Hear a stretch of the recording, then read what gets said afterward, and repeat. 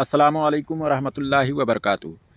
ये खलीलुर रहमान पाकिस्तान के हैं जो बोल टीवी पर बैठते हैं और ये आवाम को किस तरह गुमराह करते हैं। पहले आप इनका वीडियो सुन लें, फिर मैं वजाहत करता हूँ।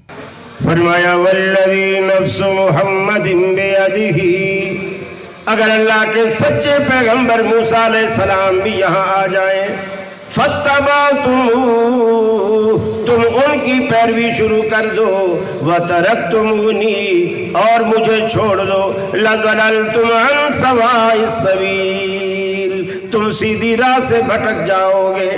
अल्लाह के सच्चे पैगंबर मूसा अलैहिस्सलाम की पैरवी मोहम्मद अरबी के आने के बाद तुम्हें गुमराही के सिवा कुछ नहीं दे सकती, तो किसी उम्मती की पैरवी हिदायत कैसे देगी।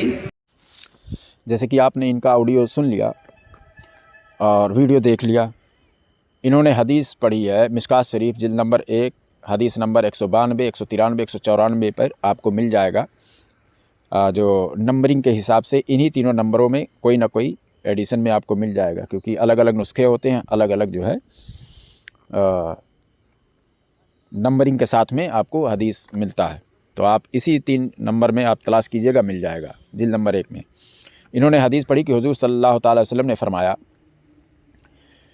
कि अगर मूसा अलैहिस्सलाम भी अगर आ जाएं, अल्लाह के सच्चे पैगंबर हैं, आ जाएं और उसके बाद में तुम मेरी पैरवी छोड़कर उनकी पैरवी करोगे तो गुमराही के सिवा और तुम्हें कुछ नहीं मिलेगा। अब हदीस इन्होंने पढ़ दी। उसके बाद आगे क्या कहा कि जब एक नबी, एक पैगंबर की पैरवी जो करके आपको हिदायत नहीं मिल सकती है हुज़ूर सल्लल्लाहु अलैहि वसल्लम के बाद, तो उम्मती की पैरवी करके आपको कैसे हिदायत मिल सकती है। ये जो इन्होंने हदीस के बाद में तबसरा पेश किया, अपनी राय पेश की और ये बताने की कोशिश की कि यानी जो उम्मती हैं, चारों अइम्मा, चारों मुज्तहिदीन, इमाम आज़म अबू हनीफ़ा रदियल्लाहु ताला अन्हु, इमाम शाफ़ई रदियल्लाहु ताला अन्हु, इमाम मालिक, इमाम अहमद इब्न हम्बल रदियल्लाहु ताला अन्हु, इनकी पैरवी आपको हिदायत कैसे दे सकती है। तो याद रहे, इसने हदीस पढ़ी इस मौलवी ने, और ये जो तबसरा किया ये हदीस में तो नहीं मौजूद है ना। तो ये जो कर रहा है, ये अपना जो राय पेश कर रहा है ये शख्स, तो मुज्तहिदीन ने क्या किया है, उन्होंने भी तो हदीस को पढ़कर ही तबसरा किया है, कुरान को समझाया और अपनी राय भी पेश की जहाँ ज़रूरत लगी। तो वही काम अगर मुज्तहिदीन करें तो उनकी पैरवी करोगे तो गुमराह हो जाओगे। इस शख्स की, इसने ये भी हदीस पढ़ा, इसने भी जो है बाद में अपना तबसरा पेश किया, इसकी पैरवी करोगे तो क्या गारंटी है कि हिदायत तुम्हें मिल जाएगी। यानी जिस चीज़ से आपको दूर कर रहा है उसी चीज़ की दावत भी दे रहा है। अब ये रही दूसरी बात कि अइम्मा मुज्तहिदीन को लाखों हदीसें याद हैं, इसको 500 भी नहीं याद है। यानी इल्म वाले से दूर कर रहा है। उनके मुकाबले में ये शख्स जाहिल है और जाहिल दावत दे रहा है, यानी जाहिल की पैरवी करने की ये दावत दे रहा है और मुज्तहिदीन की पैरवी से रोक रहा है। इसने कहा कि जब एक सच्चे पैगंबर की इताअत आपको हिदायत नहीं दे सकती है, आप को गुमराही के अलावा कुछ नहीं मिल सकता है, तो फिर उम्मती की पैरवी करके आपको हिदायत कैसे मिल सकती है। तो ये एक बात बताओ, सहाबे कराम क्या हैं, उम्मती हैं या पैगंबर हैं? उम्मती हैं ना। और हुजूर सल्लल्लाहु अलैहि वसल्लम ने क्या फरमाया, सैकड़ों हदीसें मौजूद है, सुनन इब्न माजा शरीफ में हदीस मौजूद है, अलैकुम बिसुन्नती व सुन्नतिल खुलफाइर राशिदीन वल महदीयीन, कि तुम मेरी इत्तबा करो, मेरी पैरवी करो और मेरे हिदायत याफ्ता खुलफाए राशिदीन हैं उनकी पैरवी करोगे तो हिदायत पर रहोगे। तो पता क्या चला, हुजूर सल्लल्लाहु अलैहि वसल्लम तो कह रहे हैं हिदायत कब मिलेगी कि तुम मेरी भी पैरवी करो और खुलफाए राशिदीन की भी पैरवी करो, हिदायत पालोगे।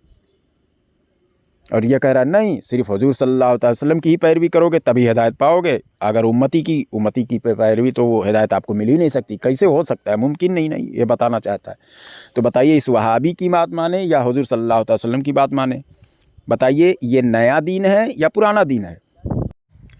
اور یہی لوگ بار بار حدیث پڑھتے ہیں کہ جس نے دین میں نئی بات پیدا کی وہ گمراہ ہو گیا۔ ہر بدعت گمراہی ہے، سمجھ گئے؟ ہر نئی بات گمراہی ہے۔ تو یہ نئی بات کس نے پیدا کی؟ اس نے پیدا کی ہے کہ حضور صلی اللہ علیہ وسلم تو فرما رہے ہیں کہ میری بھی پیروی کرو اور خلفائے راشدین کی پیروی کرو تو ہدایت پالو گے۔ تو یہ کہہ رہا ہے نہیں، امتی کی پیروی جو ہے ہدایت آپ کو دے ہی نہیں سکتی ہے سوائے گمراہی کی۔ تو یہ کیا کر رہا ہے؟ یہ خود جہنمی ہے۔ اب اس حدیث کا مطلب سمجھ لیجئے کہ وہ حدیث جو ہے اس تعلق سے ہے کہ حضور صلی اللہ تعالیٰ علیہ وسلم آخری نبی ہیں، اور اس کے بعد میں اگر موسیٰ علیہ السلام جو اللہ کے سچے پیغمبر ہے وہ آ جائیں اپنی کتاب لے کر جو ان پر اللہ تعالیٰ نے نازل کی، اور اس کے بعد میں وہ اپنے اس کتاب کی تبلیغ کریں، سمجھائیں، بتائیں، سمجھ گئے، اور حضور صلی اللہ تعالیٰ علیہ وسلم قرآن کی تعلیم دیں، تو آپ گمراہ ہو سکتے ہیں۔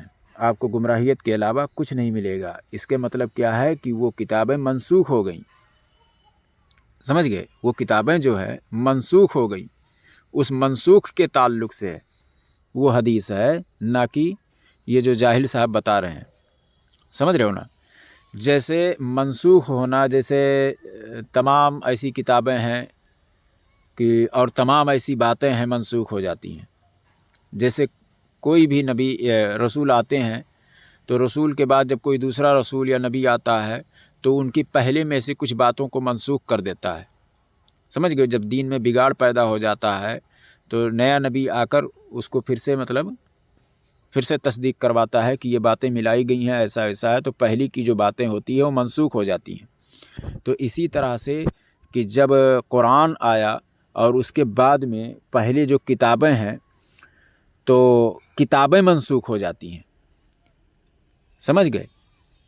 کتابیں ہی منسوخ ہو جاتی ہیں۔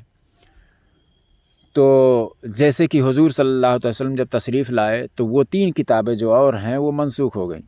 جیسے منسوخ کس کو کہتے ہیں؟ کہ جیسے کسی کو پہلے پڑھنا جائز رہا ہو اور بعد میں اسے پڑھنا ناجائز کر دیا گیا ہو۔ جیسے کوئی چیز ہے، کسی کام کو کرنا جائز کہا گیا ہو، بعد میں اسے منع کر دیا گیا ہو۔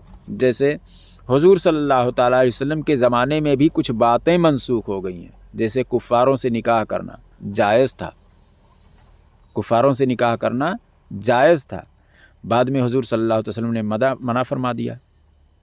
جب اللہ کا کلام نازل ہوا، اللہ کے رسول صلی اللہ علیہ وسلم نے فرما دیا کہ اس چیز پر اب عمل نہیں کیا جائے گا، تو وہ منسوخ ہو گئی۔ یعنی پہلی کی باتیں اگر کوئی چیز ہے اور اس کی ممانعت اگر موجود ہو جائے، آ جائے ممانعت، تو منسوخ ہو جاتی ہے۔ اسی طرح سے وہ پہلے کی کتابیں منسوخ ہو گئی ہیں۔ تو اگر حضور صلی اللہ علیہ وسلم کے زمانے میں اگر موسیٰ علیہ السلام آ جائیں اور اپنی کتاب کی تعلیم دینا شروع کر دیں تو آپ صرف گمراہ ہو سکتے ہیں، ہدایت نہیں مل سکتی ہے آپ کو۔ حضور صلی اللہ علیہ وسلم تو یہ بتانا چاہتے ہیں، سمجھ گئے؟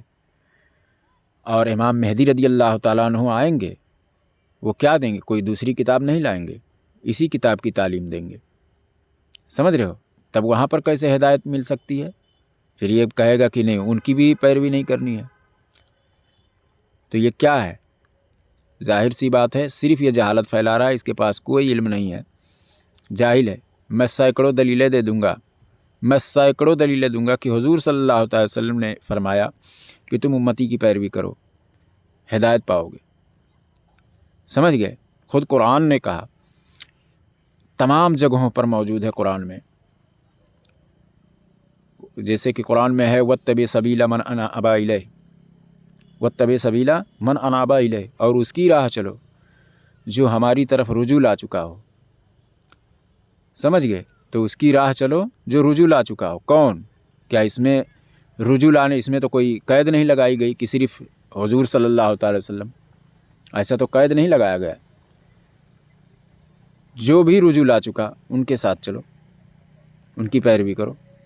تو یہ کہہ رہا ہے امتی کی پیروی جو ہے ہدایت نہیں دے سکتی، حضور صلی اللہ علیہ وسلم کہہ رہے ہیں نہیں دے سکتی ہے۔ مضبوط کرنے کے لیے اپنی بھی پیروی اور خلفائے راشدین جو ہدایت یافتہ ہیں ان کی بھی پیروی تم پر لازم کر دیا حضور صلی اللہ علیہ وسلم نے، اور اس لازم کو یہ غلط ثابت کر رہا ہے اور اپنی جہالت کی دعوت دے رہا ہے کہ اس جاہل کی پیروی کرو، سمجھ گئے؟ تو اپنا ایمان بچائیں، یہ شیطان ہیں بس، باقی اور کچھ نہیں۔ السلام علیکم ورحمۃ اللہ وبرکاتہ۔